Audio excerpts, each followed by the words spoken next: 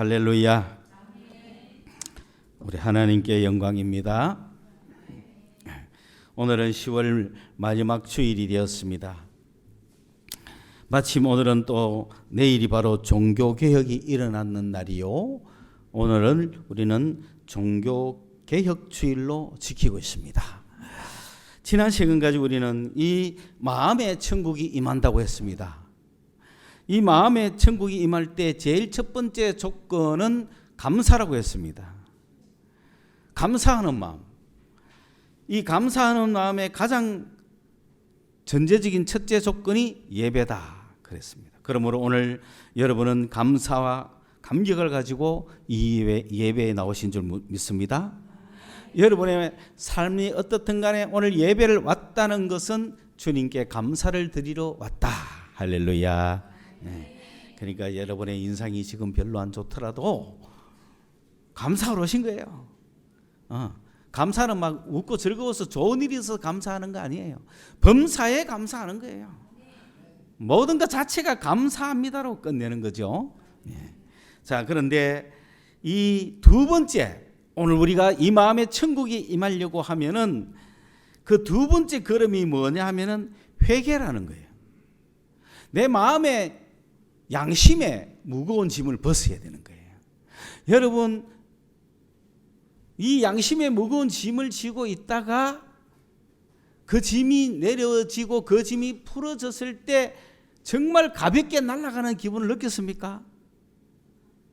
그래서 무거운 짐이라는 거는 뭐냐면은 여러분 꼭 무슨 물건을 지야 무거운 짐이 아니에요.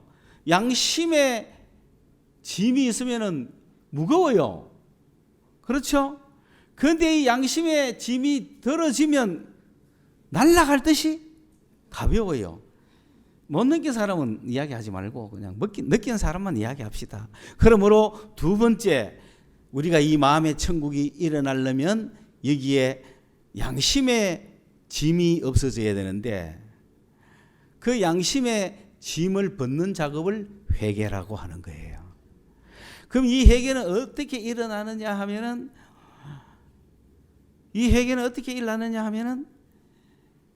여러분 내 지금 양심이 더러워졌잖아요. 거짓말하고 시기하고 질투하고 야동보고 이래가 지금 다 더러워졌잖아요. 이 더러워진 양심을 가져갖고 내가 하나님께로 가는 거예요. 하나님께로 가는데 이 양심을 가지고 가는 거예요. 몸이 깨끗한 거 아니에요. 여러분 평생 해도 몸 절대로 안 깨끗해져요. 그리고 여러분 스스로 양심을 아무리 다져도 양심이 깨끗해지지 않아요. 아무리 내가 고치고 안 하고 거룩하고 어렵게 살겠다고 해도 안 됩니다. 더러워집니다. 양심은. 그걸 하이타이 마신다고 깨끗해지는 게 아니다 이 말이에요. 그러면 이 양심이 어떻게 되는? 이 양심을 하나님께로 가져가야 되는데 하나님께로 내가 아버지하고 예배를 통해서 오늘 이 시간 막 나갈 때 예수의 보혈을 통과하는 거예요. 그러니까 양심이 다 깨끗해질 수밖에 없잖아요. 더러워졌던 양심이 오늘 보혈을 통해서 막 아버지께로 주여 하고 내 양심이 가기 때문에 깨끗해지는 거예요. 그래서 내가 아버지께로 나아가면 내 양심이 깨끗해지는 걸 믿으셔야 됩니다. 그게 회개입니다. 이런 회개가 오늘 우리 마음속에 일어나야 된다. 그러면 이 회개가 일어나기 위해서는 어떤 작업이 일어날 수가 있을까? 오늘 종교개혁과 관련하여서 이 종교의 역사를 한번 살펴봐야 합니다. 종교라는 건 뭐냐면은 각 나라의 종교가 많이 있지만은 다른 어떤 종교에 대한 것을 이야기하는 것이 아니고 우리가 말하는 종교라는 것은 하나님과 관계된 것을 이야기하는 거예요. 천지를 창조하신 하나님, 살아계시는 여호와 하나님과 관계된 것을 종교라고 이야기하는 거예요. 그 외에는 종교라고 말하면 안 되는 거예요. 그러므로 이 종교 개혁이 어떻게 일어났는가? 이 종교는 어떻게 시작이 되었을까? 이 종교가 어떻게 시작이 되었느냐면은 하나님이 아브라함에게 찾아오심으로 시작이 된 거예요. 그게 종교예요. 그러니까 하나님이 아브라함에게 찾아와서 종교가 시작이 된 겁니다. 그게 아브라함의 후손들이 믿는 무슨 교죠? 유대교입니다. 유대교가 종교예요. 그 유대교는 하나님과 관계하는 거예요. 그 유대교가 정말 하나님을 만나는, 하나님과 관계하는 하나님의 종교로서 왔잖아요. 그런데 그 종교가 언제 한번 개혁이 되느냐? 종교가 개혁이 된다는 것은 하나님과 만나는 방식이 바뀐다는 거죠. 하나님을 믿는 방식이 바뀐다는 거죠. 하나님과 관계 맺는 방식이 바뀐다는 거죠. 하나님께 나아가는 방법이 바뀐다는 거죠. 그게 어떻게 바뀌었느냐? 예수 그리스도가 오심으로 유대교는 기독교로 개혁이 된 겁니다. 그렇다고 해서 유대교가 없어진 거 아닙니다. 그냥 그대로 존재하고 있는 거예요. 그러나 거기에서 개혁되어 나온 것이 기독교입니다. 기독교라는 말은, 기독이라는 말은 그리스도라는 말이거든요. 한문으로. 그러니까 그리스도교인데 좀 더 엄밀하게 말하면 예수교죠.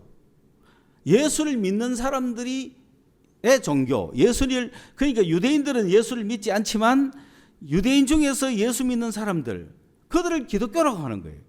또 이방인 중에서 예수 믿는 사람들, 그들을 기독교라고 하는 거예요. 그러니까 유대교가 쭉 단독으로 하나님을 만나 오다가 예수 그리스도가 오셔서 예수교가 나왔죠. 이걸 기독교라 그러는 거예요. 그래서 예수교가 시작이 되고 종교개혁이 일어난 겁니다. 거기에는 오순절 성령의 역사가 일어났죠. 그래서 예수를 믿게 되고 예수를 구주로 고백하게 되고 예수를 메시아로 인정하고 예수를 하나님이라고 고백하게 된 거란 말이에요. 그걸 그 유대교 속에 개혁되어 나온 기독교죠. 예수교죠.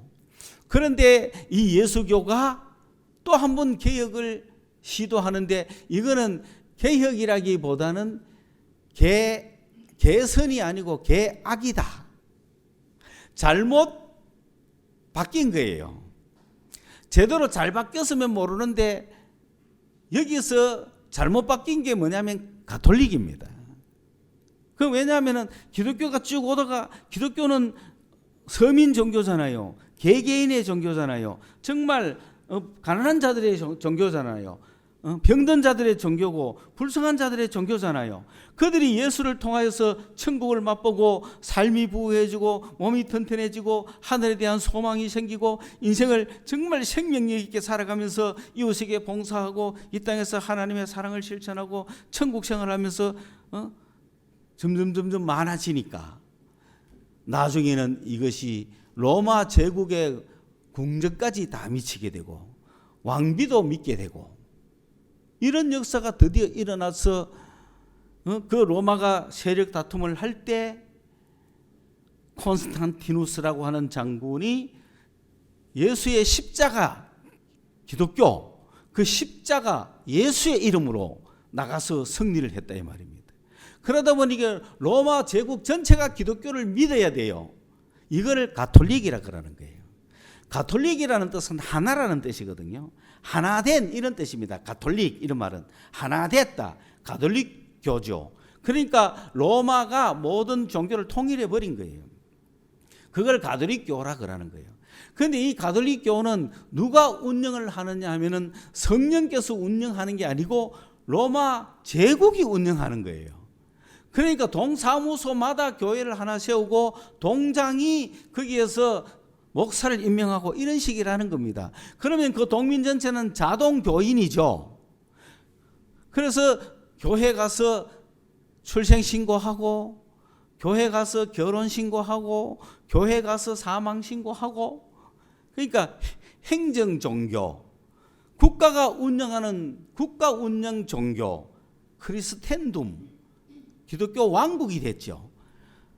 그 안에서도 물론 성령께서 역사하시는 초기 기독교의 역사는 있겠지만 이게 개선됐습니까? 개혁됐습니까? 바뀌기를 잘 바뀌었습니까? 잘못 바뀌었습니까? 잘못 바뀐 거죠. 그렇다고 해서 기독교가 그럼 손해본 게 뭐냐면은 그런 게 없었으면은 그 민초들이 열심히 해가 자발적으로 기도하면서 주님을 섬길 텐데 국가서 강제적으로 믿어라. 태어나자마자 너는 믿는 자다 이래버리니까 올바른 신앙이 안 성장하는 거죠. 그러니까 가톨릭은 문제를 많이 안고 있다. 만약에 오늘날 우리나라 대통령이 강압적으로 전부 전 대한민국 국민들은 다 예수 믿어 한다고 그 믿어지겠어요? 처음에는 막 기독교인들이 박수 칠지 모르지만은 금방 지나가면 이건 아니라는 거 아는 거죠. 그러니까 그런 가톨릭이 그래도 종교로서 이렇게 자리 잡았으니까 기독교의 그 로마 제국의 국교로 잡았으니까 이게 1000년을 갔단 말이에요. 1000년을 가다 보니까 형식만 남았잖아요. 그 예배하는 모습만 남았고 신부도 전부 다 공직이죠. 그러니 이 가톨릭이 생명력이 없다 이 말입니다. 그러다가 드디어 1000년 만에 1517년 10월 31일 날 마르틴 루터가 그런 가톨릭교를 향하여 이거는 아니다. 이거는 잘못됐다. 이런 방식으로 예수 믿으면 안 된다. 라고 외친 것을 종교개혁이다. 그러는 거예요. 1517년 10월 31일 날 그런 종교개혁을 신부인 루터가 일으킨 거예요. 그러니 루터는 어떻게 그런 것을 일으킬 수가 있었느냐? 성경을 연구했단 말이에요. 성경을 끊임없이 연구하면서 어떻게 하면 내가 의인 될 수 있을까? 그거를 막 성경을 보면서 끊임없이 연구했는 거예요. 루터는 빨리 의인이 되고 싶었어요. 그래야 죄를 벗어나고 죄인으로 살면 언제 죽을지 모르잖아요. 하나님 앞에 내가 의인이 되고 싶어서 의인 되는 방법을 성경을 통해서 엄청나게 연구했는데 왜 그렇게 했느냐? 그 당시 로마 가톨릭이 말하는 방법으로 의인 되는 걸 해봤는데 안 되더라는 거예요. 금식도 하고 수도도 닦고 순례도 하고 고행도 하고 가톨릭이 시키는 거 다 해봤는데 의인이 안 되더라. 그래서 성경을 읽으면서 성경 안에서 어떻게 하면 의인 될 수 있는가를 열심히 연구하다 보니 성경 안에서 의인 되는 방법을 찾았어요. 그러니까 가톨릭을 보니까 엉망진창인 거예요. 가톨릭은 오늘 헌금하면 의인 된대요. 그리고 오늘 이 종이를 사면은 죄를 용서받을 수 있대요. 이런 엉터리가 어디 있습니까? 그러니까 루터가 자기의 성경 지식과 경험에 의해서 이거는 아니다 라고 교황 정신 차리세요 이래 나온 거죠. 교황 가톨릭 이러면 안 됩니다. 어디에 종이 샀다고 죄를 용서받습니까? 죄는 예수 그리스도의 피로 용서받는 것이지 하고 막 계획을 시작했단 말입니다. 그러니까 루터야 이리 와봐라. 네 진짜 이런 말 했나? 야 너 참 몰라서 그랬지? 용서해 줄게. 취소해라. 루터는 나는 말 뭐합니다. 그러면 너는 신부가 아니다. 너는 가톨릭에서 나가라. 그래서 루터가 나오면서 루터는 가톨릭에서 쫓겨났어요. 루터가 나오면서 루터의 뜻에 동조하고 루터와 같은 신앙을 가지겠다고 하는 사람들이 그 로마 가톨릭에 저항을 한 거예요. 그걸 프로테스트 했다. 데모를 했다는 얘기죠. 불복종 운동을 한 거죠. 그래서 그 한글을 한 사람들을 프로테스탄트라고 해가지고 그거를 개신교라고 이야기하는 거예요. 그런데 그러면 여러분 이 개신교는 완벽한가요? 아니죠. 다만 로마 가톨릭의 그 형식과 로마 가톨릭의 그 구원받는 방법과 죄 씻는 방법 그 내용에 대해서 요건 아니고 요건 아니고 요건 아니다고 했지. 로마 가톨릭 이전에 초기 기독교의 모습을 가졌을까요? 그까지는 안 갔다는 거지. 그러니까 이 개신교는 개혁해야 될 필요가 있습니까? 없습니까? 개혁해야 될 필요가 있죠. 가톨릭에서 개신교로 개혁을 할 때는 성경이 무기였어요. 성경을 가지고 개혁을 시도를 막 했단 말입니다. 유대교가 기독교로 개혁을 해 나올 때는 성령의 역사로 개혁을 막 한 거죠. 그렇죠. 그다음에 이 기독교를 로마 가톨릭이 가톨릭으로 바꿀 때는 권력으로 한 거죠. 국가라는 기관이 가톨릭을 만들어 버린 거예요. 그러나 성경을 연구하면서 성경을 가지고 개신교를 만든 거죠. 그런데 성경을 가지고 개신교를 만들 때 가톨릭의 틀린 점만 개혁을 했지 이 국가기관이 만든 가톨릭을 부수지는 않았다는 거죠. 그걸 틀쳐나오가 하지는 않았고 오늘날 이 개신교가 500년이 지내왔는데 개신교가 문제 있습니까 없습니까? 개신교가 문제 있어야 개신교를 개혁할 필요가 있는 거예요. 그렇죠? 왜 개신교는 그런 문제를 갖고 있었을까요? 성경만 가지고 개혁을 하다 보니 성령을 무시한 거죠. 성경만 가지고 개혁을 하다 보니 기도를 무시한 거죠. 성경만 가지고 개혁을 하다 보니까 방언을 인정 안 하고 성령의 역사에서 병 고치고 귀신 쫓고 이런 걸 인정을 안 한 거죠. 그런데 그런 역사가 일어나지 않는 개신교가 그 제대로 된 교회겠냐는 거죠.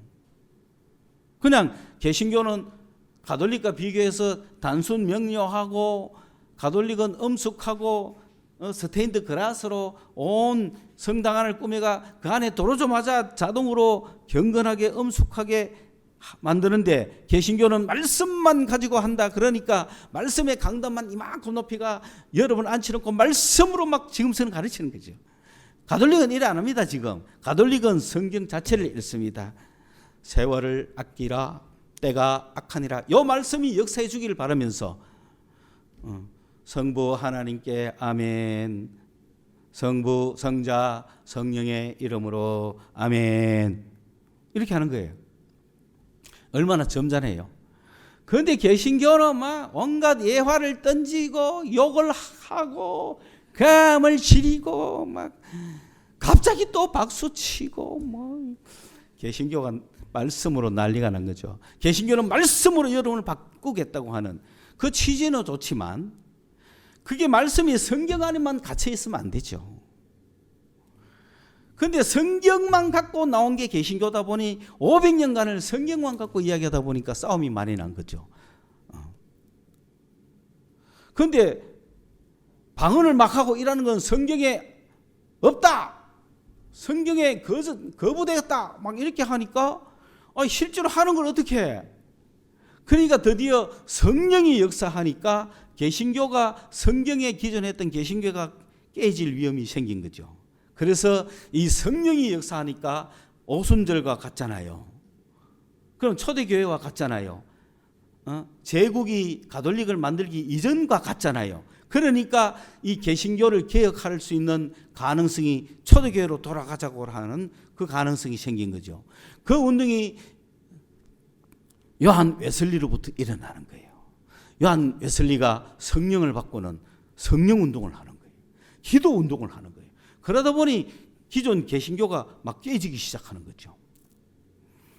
그런데도 그 전통이 지금 200년이 돼 가는데도 아직 자리를 못 잡고 있잖아요. 그런데 1900년대 초에 미국에서 이 방언 운동이 확 일어난 거예요.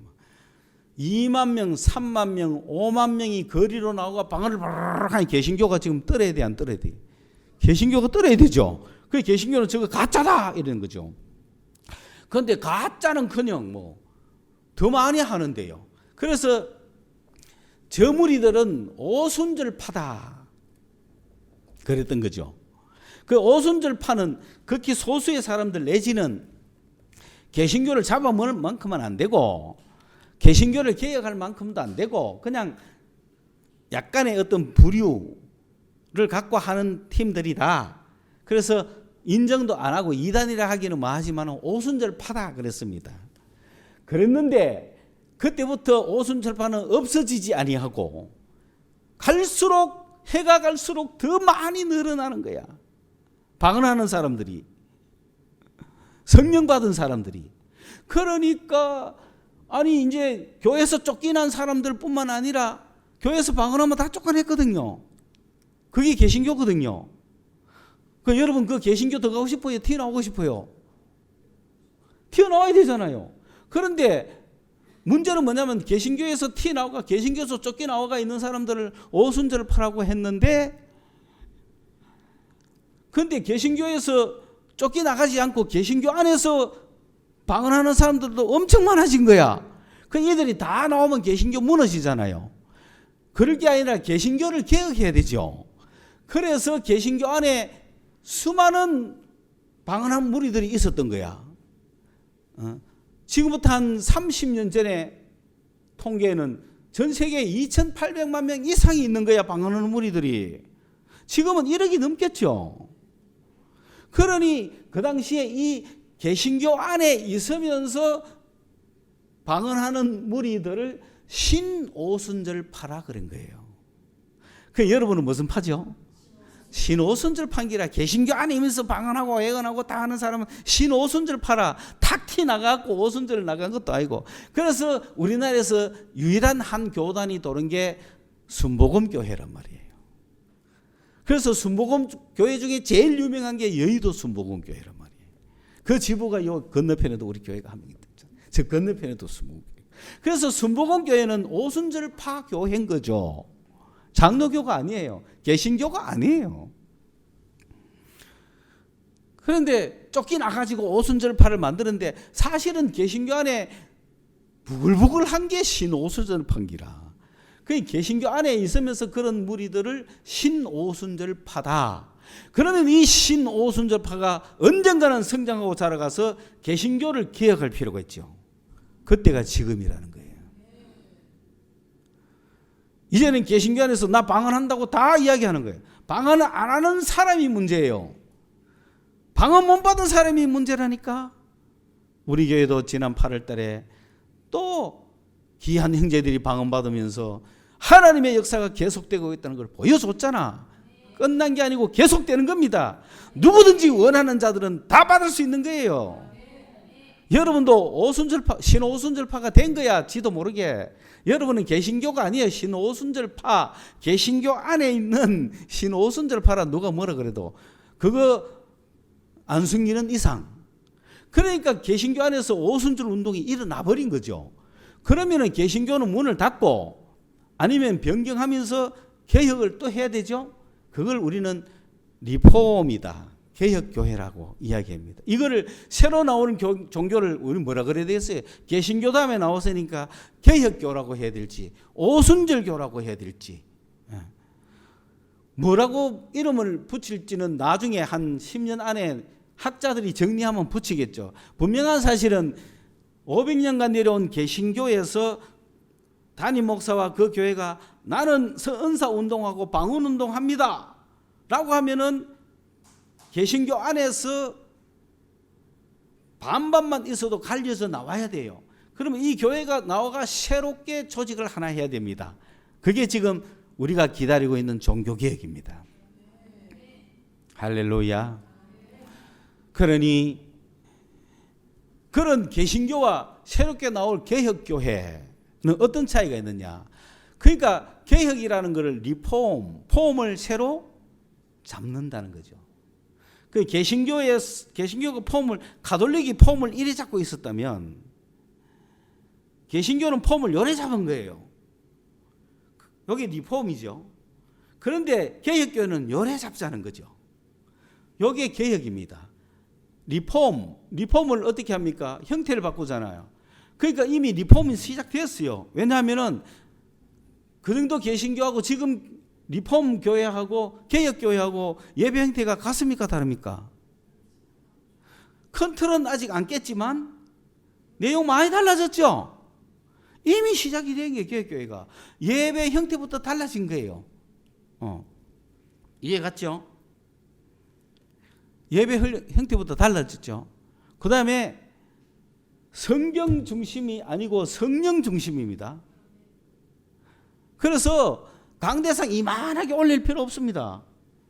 그냥 이것도 다 치우고 마이크 들고 왔다리 갔다리 하면서 지금 성령의 인도하심 따라서 예배 집회를 한다는 거야. 왜 목사가 왔다리 갔다 합니까? 우리나라에서는 상상도 못하리죠. 우리나라가 그래도 80년대 말만 해도 한국의 대표적인 개신교 장로교회, 영락교회 담임 목사님이 김윤국 목사님이 미국에서 공부하고 와가지고 수요 예배 때 성서 강의하면서 주문에 손녔다고 막 지적당했는데요. 그만큼 경건해야 되는 거죠. 그런데 어디서 왔다리 갔다리 합니까? 말도 안 되지. 강대상도 없어요. 그냥 미국 교회 보세요. 그걸 다 우리나라가 형네네가 미국에서 공부하신 젊은 목사들이 왔다리 갔다리 하는 거야. 막. 왜? 성령의 인도하심을 받는다 이 말이죠. 분명히 예배 형태가 바뀌었죠. 그냥 말씀 중심에서 옛날에는 성경 막 하면은 막 받아 썼어요 교회가. 근데 지금은 아니에요. 아멘 아멘 하고 막 성령 받아라 성령 받아라 주님 내게 말씀하셨네 허이 허이 막 이래 가는 거지. 그건 부흥회 때나 했는데 예배 때 다 그래 합니다 요즘. 우리 교회도 이 개혁교회의 예배 형태를 모범으로 제시한 게 지금 우리 교회 이거예요. 유튜브로 지금 1단계 2단계 3단계 올려놨지만 이거 그냥 보통 나온 거 아닙니다. 긴 세월 동안 고민하면서 나온 순서예요 이거. 그 다음에 두 번째 리턴을 해야 됩니다. 내가 이쪽으로 가던 방향을 바꿔야 됩니다. 어떤 방향으로 가냐면은 개신교는 세상을 향해 갔어요. 개신교는 너희들은 가라 저 세상으로. 그래서 세상에 가가지고 세상의 일꾼 되고 기업의 일꾼 되고 국가의 일꾼 되고 나라의 일꾼 되고 사회의 일꾼 되자 하고 나간 거야. 그래서 사회의 국가의 일꾼을 키우고 세상을 아름답게 세상에서 이렇게 리드해 나가기 위해서 나간 게 개신교예요. 그래서 지식이 최고로 앞섰어야 되는 거야. 그러다 보니까 예배 시간마다 성공하는 7가지 법칙, 무슨 법칙, 무슨 하는 법, 수많은 영웅들의 예화를 들면서 한 어린 소년이 있었습니다. 이렇게 일이 시작 안 하면 그거는 설교 빵이요. 예화 들지 않으면 그거는 설교 출발이 잘못된 거예요. 이게 20세기였다고.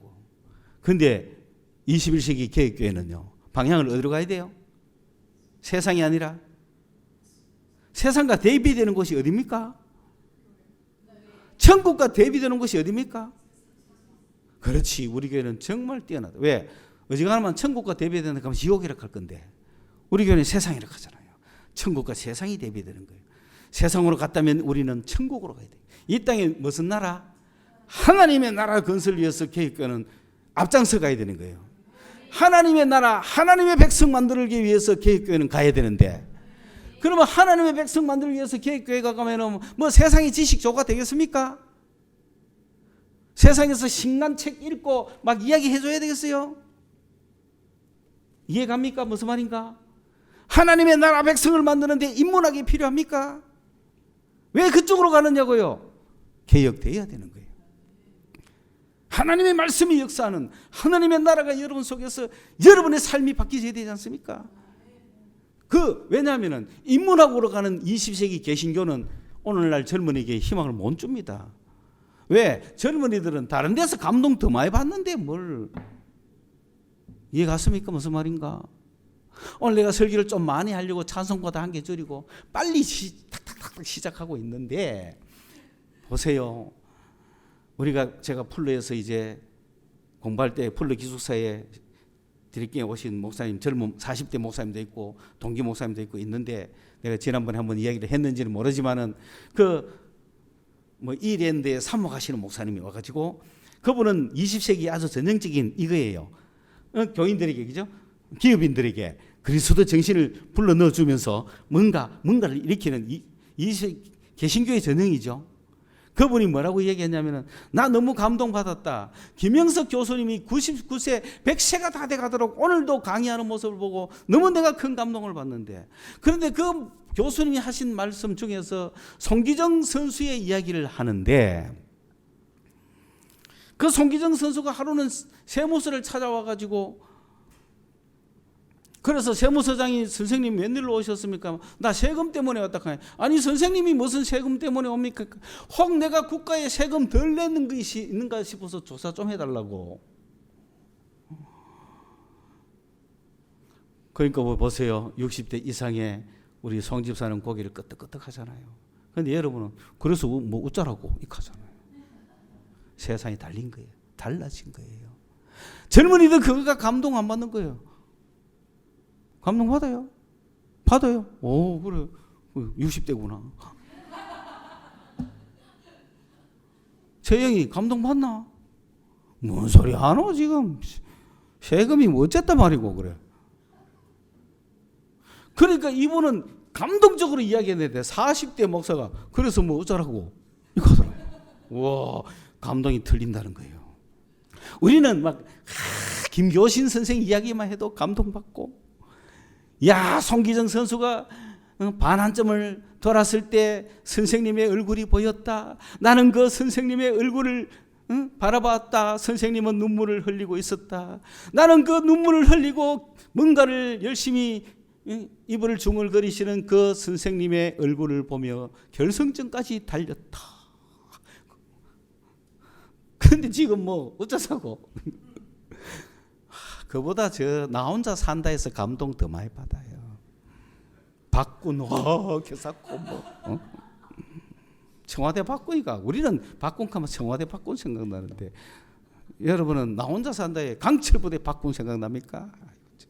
그런데 감동받지. 뭐 국가를 위해서 뭐 희생했다, 뭐 어쩌자는 거예요. 그런 거 지금 계속해가 교회가 살겠어요? 그런 거 계속해가 지금 청년들이 와가 앉아가 국가를 위해 충성하자, 죽자, 강제구 소령 이렇게 하겠어요? 지금 젊은이들은 그게 아니에요. 그들에게 예수 그리스도의 말씀을 주고 하나님 나라의 그 은사를 주고 하늘이 보여야 세상을 살아가는 희망이 보이고 내가 뭐 해야 될지 살 거 아니에요. 그러니 방향이 세상이 아니라 천국, 세상이 아니라 하나님의 나라 통치를 오늘 보여줘야 되는 거예요.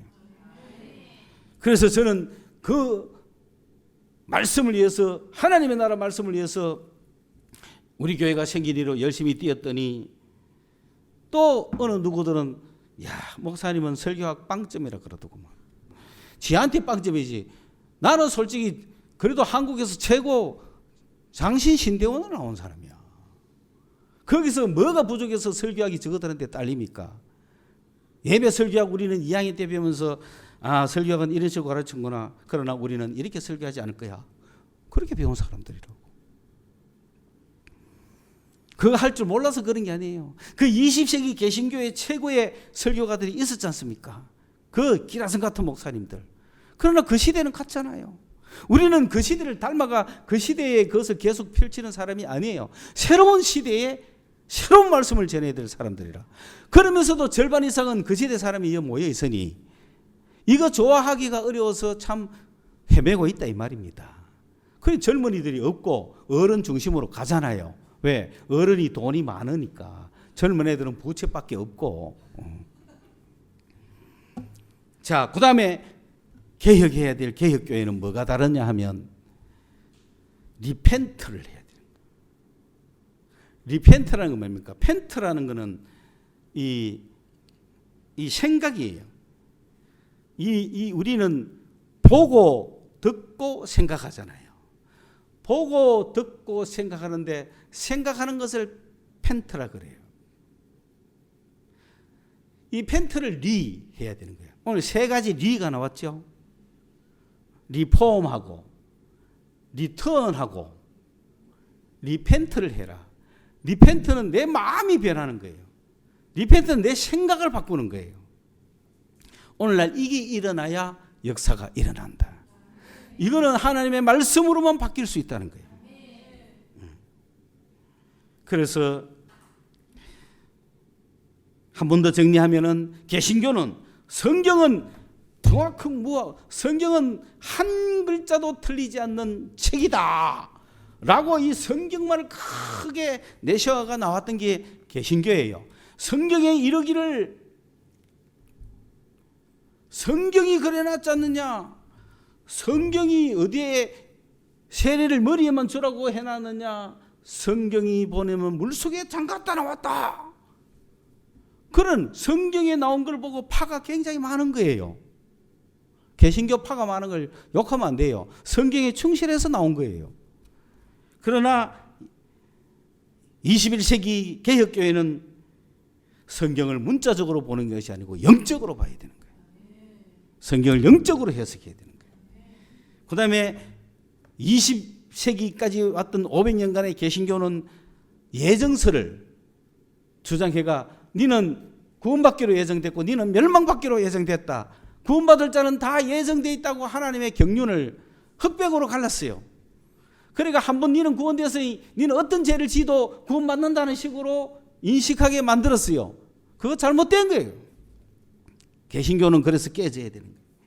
그 다음에 사람이 죽으면 예수 믿고 죽으면 천국 가고 안 믿고 죽으면 지옥 간다고 하는 내세관, 그런 흑백의 내세관을 딱 갖고 전도해 왔어요, 개신교가. 그러나 새로 생기는 개혁교회는 천국과 지옥으로 나누는 게 아닙니다. 세상과 하나님으로 나누는 거예요.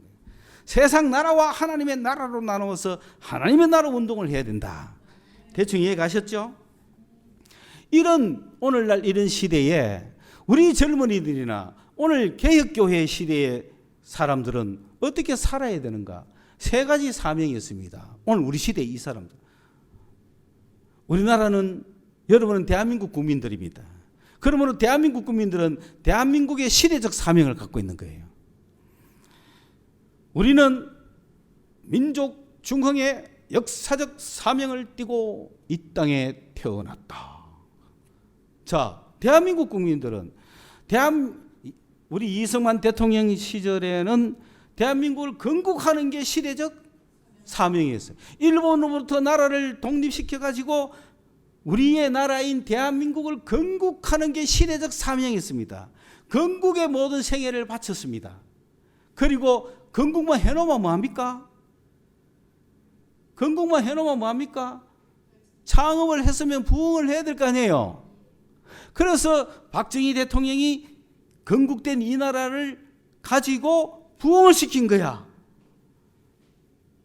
그게 그 시대의 사명이에요. 그래서 그때 국민교육헌장이 그래 나온 거예요. 역사적 사명을 띠고 이 땅에 태어났다. 어떤 역사적 사명이냐? 오늘 우리 시대의 역사적 사명은 뭐냐? 조국 근대화다, 공업화다, 산업화다, 묵고 사는 문제를 해결하는 것이다. 지금도 내 마음속에 한 가지 소원이 있다면 어떻게 하든지 한번 잘 살아보자는 거다. 그게 다 박수 쳤잖아요. 그래서 지금 잘 삽니까 못 삽니까?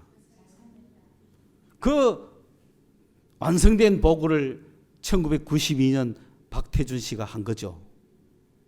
92년 10월 2일 날 대통령 각하, 저는 대통령 각하로부터 조국을 근대화시키고 공업 입국을 만들어서 발전된 대한민국, 산업의 대한민국, 경제를 완성시키라고 하는 그 사명을 받고, 일생 일대의 사명을 받고 드디어 오늘 우리 대한민국이 2,200만 톤 철생산을 완수함으로 각하에게 약속했던 그 사명을 완수했다고 오늘 보고 드립니다. 그때 우리 건대화는 끝난 거예요. 92년도에 건대화는 완성된 겁니다. 박태준 씨의 보고로 건대화는 끝난 거예요. 그 이후부터는 우리가 건대화 개사하면 안 돼요. 그 이후부터 산업 여건으로 나서서 할 필요 없어요. 건대화 완성했음을 보고했어요. 그러면 그 다음부터 우리 시대의 사명은 뭡니까? 통일이 통일. 오늘 우리가 죽기까지 해야 되는 거는 건국했죠. 건설했죠. 그 이유가 뭡니까? 북한을 저래 놔두려고 했습니까? 그건 아니잖아요. 저 북녘 땅을 한민족을 통일시켜야 되는 거죠. 그 나라를 건설한 이유가 그거예요. 뭐 분단해가 우리끼리 잘 살려고 건설한 거 아니에요. 분단해가 우리끼리 잘 살려고 경제개발한 거 아니에요. 우리 시대의 사명은, 우리는, 여러분, 우리 윗대가 산업 현장에서 다 죽어나갔다면 우리는 통일 현장에서 죽어나가야 되는 거예요. 그러면서 그렇잖아요. 건국시대의 사람들이 뭐라 그랬어요? 우리가 나라 건설을 위해서, 나라 건국을 위해서 우리의 희생을 바쳐서 우리의 후손에게는 우리의 나라를 물려주자. 그래가 60년대에 완성한 거예요. 60년대. 1960년에 이승만 대통령이 완성하고 하야한 거예요. 그러니까 1961년에 군사혁명이 일어나서 그거를 받아가지고 윗대가 물려준 이 나라 누가 창업해놔 줬잖아. 그러니까 식당 차려줬으면 부흥시켜야 될 거 아니야. 돈 벌어야 될 거 아니야. 그게 그 시대의 작업이 61년부터 92년까지 그 시대의 작업인 거예요. 그래서 우리 시대는 우리에게 준 이 나라를 건설해야 된다. 세계 10대 강국으로 올려야 된다. 그때 벌써 다 그런 이야기 했다 이 말입니다. 지금 우리는 10대 강국에 올라와 있다고 이야기하잖아요. 그때 벌써 다 청사진을 짠 거예요. 그러면서 그들이 한 이야기가 뭐냐면은 우리가 다음 세대를 위해서 우리는 희생한다. 우리는 뭐 골프 치러 댕기고 뭐 등산 댕기고 뭐 축구하러 댕기고 뭐 커피 사무로 댕기지 않는다. 우리 식으로 이야기하면 우리는 오직 일하러 가세. 산업 현장 역군으로 일하러 가세. 싸우면서 건설하고 건설하며 싸우세. 그렇게 사는 거야. 그들이 아침에 일나면 현장 가서 일하고 저녁에 돌아가 자고 평생을 그래 한 겁니다. 그래가 도로 만들고 온갖 거 다 만들었잖아요. 그들이 언제 휴일날 골프 치러 갔어요? 골프를 몰라가 안 갔나요? 어디? 우리는 자식을 위해서 희생한다는 거예요. 자식을 위해서. 자식에게 풍요로운 나라를 물려주고 싶다는 거죠. 그러면서 우리가 너희들에게 풍요로운 나라를 물려주면 너희들은 풍요로운 나라를 위해서 살 건 없다. 다만 너희들은 우리가 너희들에게 풍요로운 나라를 물려주기 위해서 희생을 할 테니까 너희들은 풍요로운 나라를 물려받아서 조국을 통일해라. 민족을 통일해라. 북한을 수복해라. 뺏겼던 북한을 찾아라. 그러면 우리는 드디어 풍요로움을 받았어요. 뭐 허름한 옷 입고 입은 사람 누가 있어 얘기해? 아무도 없잖아요. 밥 뭐 먹가 살 굶은 사람이 있습니까 이게? 없잖아요. 차도 타고 다니고 스마트폰 다 들고 다니고 세계 10대 강국 아닙니까? 그런데 오늘 우리 시대는 니나노하고 놀아야 됩니까? 우리 시대의 사명을 발견해야 됩니까? 그게 뭐라고요? 그러니까 우리 윗대가 우리 보고 너가 뭐 하고 있노? 통일 안 하고 이렇게 할 거예요. 그쪽 더 윗대는 너가 뭐 하고 있노? 건설 안 하고 이렇게 할 거예요. 그렇죠? 그게 시대적 사명의 민족적 사명입니다. 두 번째로 우리 세대가 해야 될 사명이 있어요. 요거는 우리 세대의 우리 밑에 사람들 얘기. 우리가 지금 해야 될 게 뭐냐? 두 번째로 우리는 우리 후손들 위해서 지금 뭐 해야 되겠습니까? 통일이라는 것은 통일이 우리의 사명이죠. 그 통일을 위해서 해가는 중에 뭐부터 우리는 계속 해가야 되냐면 우리의 젊은이들에게 통일의 나라를 물려주잖아요. 다시 말하면 우리 자녀들에게 통일의 나라를 물려주는 거예요. 우리는 통일된 조국에 한 5년, 2년, 1년 살지 몰라요. 아니면은 막 못 보고 갈 수 있어요. 그러나 우리 세대는 우리의 자녀 세대, 우리의 자식 세대들에게 통일된 나라를 물려줄 거라 이 말입니다. 분명히. 그런데 통일된 나라에서 살아야 될 우리 자식들이 기가 꺾여 가지고 아무런 희망도 없고 세상 천지 바보같이 살면 되겠습니까? 안 되잖아요. 그러니 통일 세대를 담당할 영광된 통일을 담당할 저들이 지금 이 시대에 무슨 고민을 가지고 어떤 문제를 가지고 있고 그들에게 우리가 무엇을 제공해 줘야 될 것일까를 생각하는 것이 세대적인 사명이란 말입니다. 그 세대적인 사명 중에서 저는 통일을 위해서 우리의 온몸을 바쳐야 될 우리 세대들에게 제가 이야기합니다.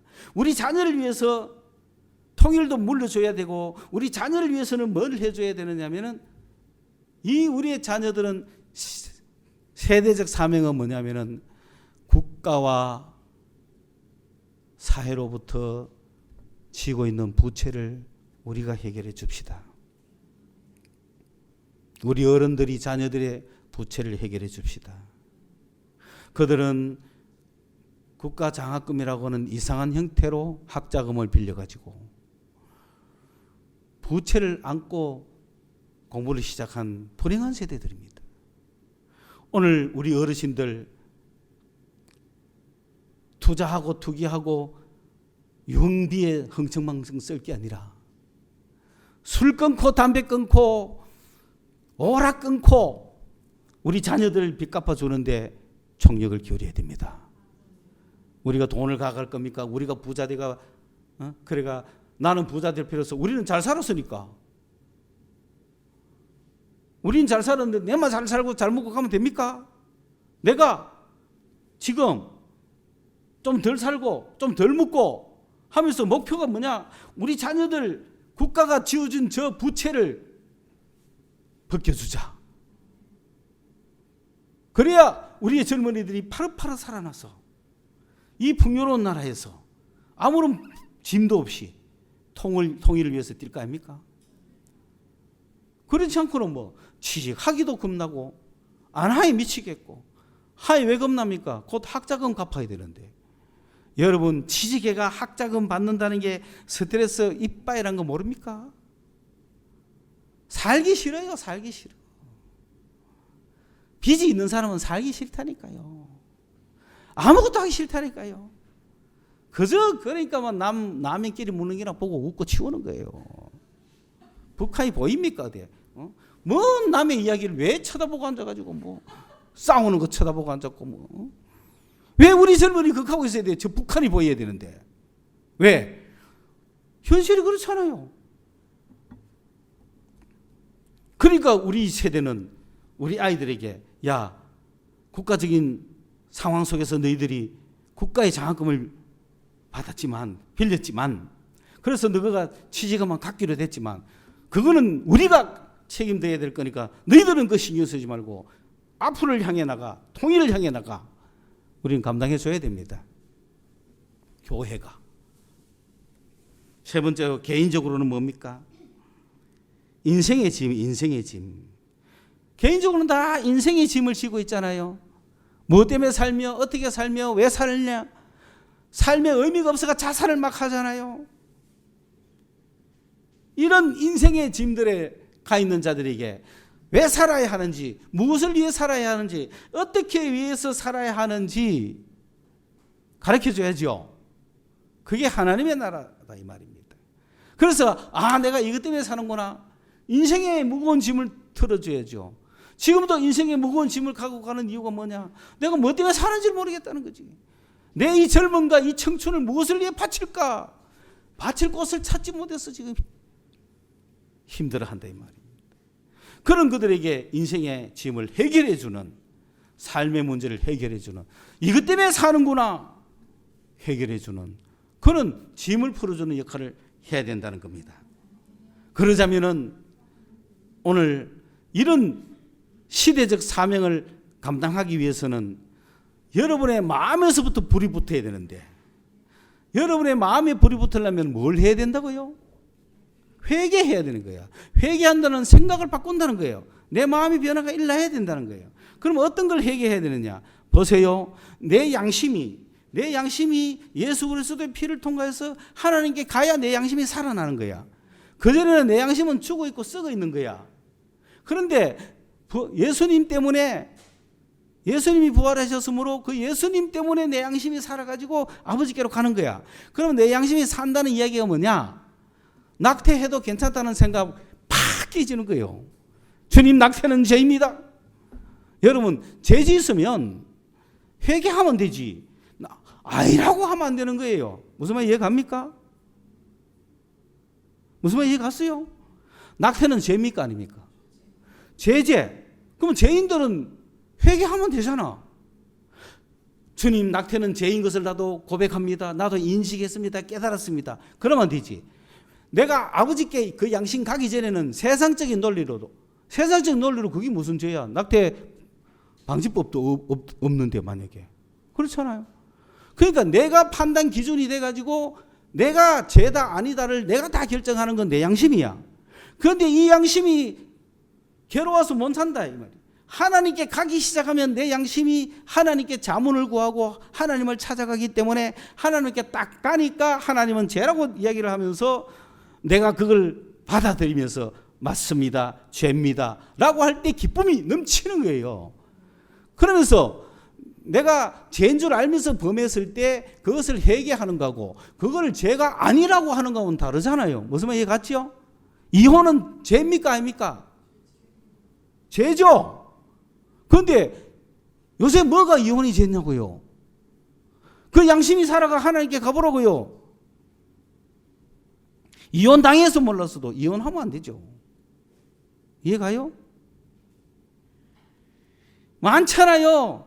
이 양심이 회개를 해야 가슴에 불이 붙고 시대적 사명을 감당할 수 있다 이 말입니다. 무슨 말 이해갔습니까? 오늘부터 회개의 역사를 걸어가시기 바랍니다. 나는 아니라고 쟤 아니라고 고집했는데 그거를 내 양심이 주님한테 갖다 붙어 보니까 주님이 죄라고 하면 나가 죄라고 인정을 하란 말입니다.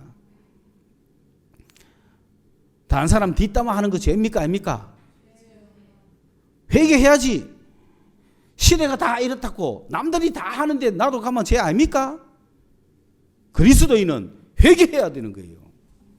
이해 갔어요? 시간이 너무 많이 가가지고 내가 부연 설명을 더 많이 못해서 알아먹었다고 생각하고 마지막 결론을 내겠습니다.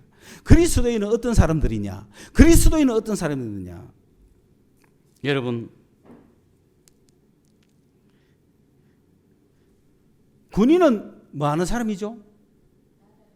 그렇지. 군인은 뭐 하는 사람이냐고 물으니까 전부 나라를 지키는 사람이라고 이야기를 하더군요. 그러나 어느 유명한 장군은 그런 이야기를 했습니다. 군인은 생명권을 포기한 자들이다. 그래서 제가 계속 만들었죠. 의사는 사상을 포기한 자들이다. 재판장은 인정을 포기한 사람들이다. 사학가는 인간이기를 포기한 사람들이다.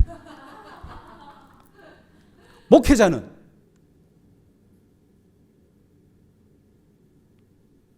성도는 세상을 포기한 자들이다. 목사 보고 가지 말라고. 세상 포기한 사람 보고 뭐 골프 치러 가지 마. 세상 포기한 사람 보고 뭐 이래 사니 저래 사니 가지 마. 몰라서 못 사는 게 아니잖아요. 포기했잖아요. 마지막으로 빠삐용에서 이런 이야기를 하죠. 너의 죄가 무엇이냐? 자기는 억울하게 감옥에 갇혔다고 생각하는데 꿈에서 너의 죄가 무엇이냐? 인생을 허비한 죄다. 세월을 아끼라. 때가 악하니라. 허송세월 하지 말고 회개를 해서 시대적 사명을 감당하는 여러분이 되시기를 주님의 이름으로 축원합니다. 기도하겠습니다. 하나님, 오늘 회개하라는 주님의 말씀을 듣습니다. 세월을 아끼라. 모든 기회를 다 잘 만들어라. 하나님, 우리에게 주어진 것은 한 번밖에 없는 인생입니다.